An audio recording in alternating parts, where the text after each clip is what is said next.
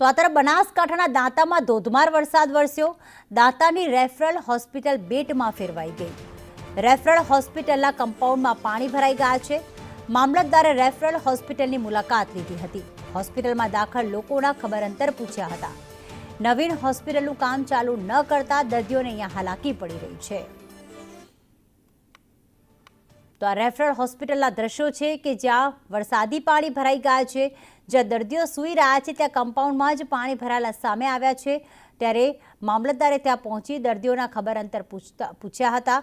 નવીન હોસ્પિટલનું નિર્માણ ચાલુ ન કરાતા આ પ્રકારની જે છે એ સ્થિતિ સર્જાઈ છે અને દર્દીઓને આ જ પાણીમાંથી પસાર થઈને જે કમ્પાઉન્ડ છે તેમાંથી પસાર થવું પડે છે, સારવાર લેવા આવવું પડે છે। સાથે સાથે એ ગંદકીનું પ્રમાણ પણ ખૂબ વધુ છે। દાંતા તાલુકાના આ દ્રશ્યો છે કે જ્યાં રેફરલ હોસ્પિટલની બહાર પાણી ભરાયેલા છે। સાથે પાણીનું સ્તર એટલું વધી ગયું કે જે પેશન્ટના બેડ આવેલા છે ત્યાં પણ પાણી।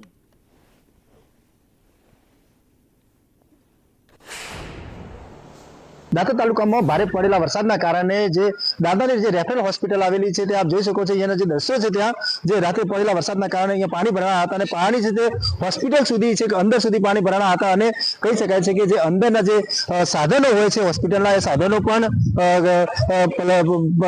પણ પાણી ઘૂસી ગયું હતું। પરંતુ કહી શકાય છે કે અત્યારે જે મામલતદાર સહિતના જે અધિકારીઓ જે અહીંયા જે મુલાકાત લીધી હતી અને હોસ્પિટલની મુલાકાત લેવામાં આવી હતી, કહી શકાય છે કે હોસ્પિટલની મુલાકાત લેતા દર્દીઓના હાલચાલ પૂછ્યા હતા અને હાલચાલ પૂછ્યા હતા અને હોસ્પિટલની અંદર જે પાણી ભરાવાની સમસ્યાઓ અનેકવાર સામે આવતી હોય છે ત્યારે હોસ્પિટલ નવીન બનાવવાની જે જગ્યા પણ ફાળવવામાં આવે છે, પરંતુ હાલમાં કામગીરી શરૂ ના કરવામાં આવતા જે અહીંયા આવતા દર્દીઓને પણ હાલાકીનો સામનો કરવો પડતો હોય છે। લક્ષ્મણ ઠાકોર, સંદેશ ન્યૂઝ।